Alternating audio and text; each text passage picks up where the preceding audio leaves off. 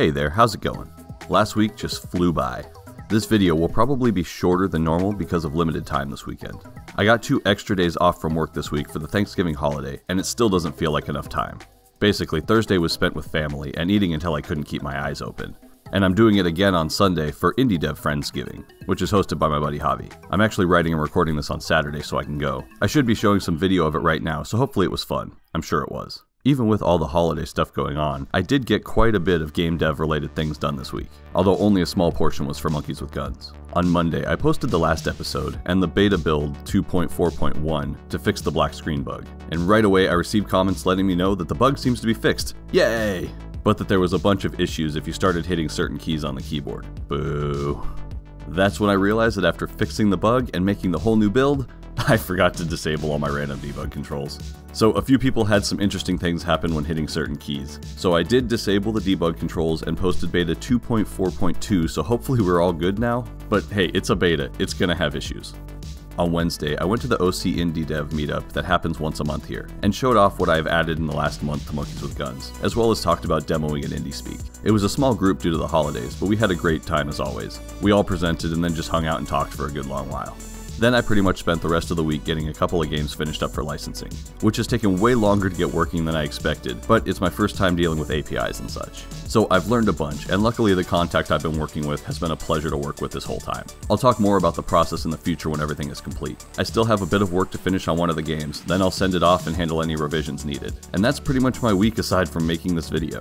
So since everything was so quick, I'm going to take a moment and answer some frequently asked questions that I get in the comments. I appreciate and try to respond in some way to every comment I get, so please keep those coming. But not everybody leaves or reads comments, so these may be questions that other people would like to know.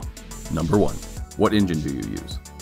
I use Construct 3. It's not a crazy engine that can do everything, I know. Every engine has its pros and cons, but for me it does what I want and I enjoy the process of working in it, so I'm sticking with it for now. Number 2. Will this game be online? Short answer, no.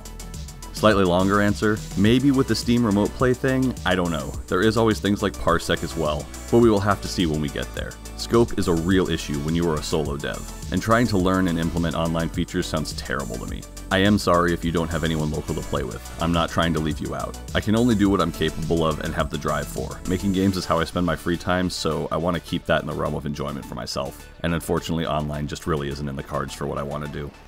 Number 3. Will there be a 2v2 mode? I do really like the idea, but I haven't even begun to plan it, so I can't say that there will be as I haven't looked into the logistics of actually doing it, but I do have it down as consideration, so maybe. Number 4. Will there be a single player mode? Probably not, other than if I get the CPU opponents working where you can play with them in the game. But a campaign or story mode? No, sorry. That again bloats the scope like crazy, and really that should just be a separate game if I were to make that kind of thing.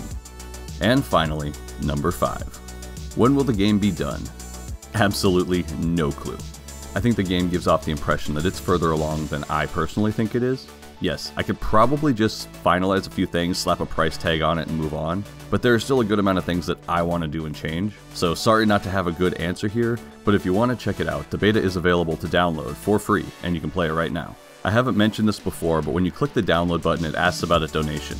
Don't worry about that, just click no thanks, take me to the downloads. I left that up if anyone wanted to donate they could, but please don't think that it's necessary at all. I have received a couple of donations for the game, and to those people, thank you very much, that's very kind of you. I just really appreciate anyone willing to take their time to download the game and give it a try. And while I'm saying thank you, let's go ahead and bring this episode to a close.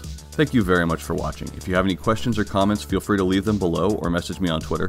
You can download Monkeys with Guns or play any of my other games at vimlark.itch.io. If you enjoyed this, please consider subscribing and liking, and I will talk to you next time. Later.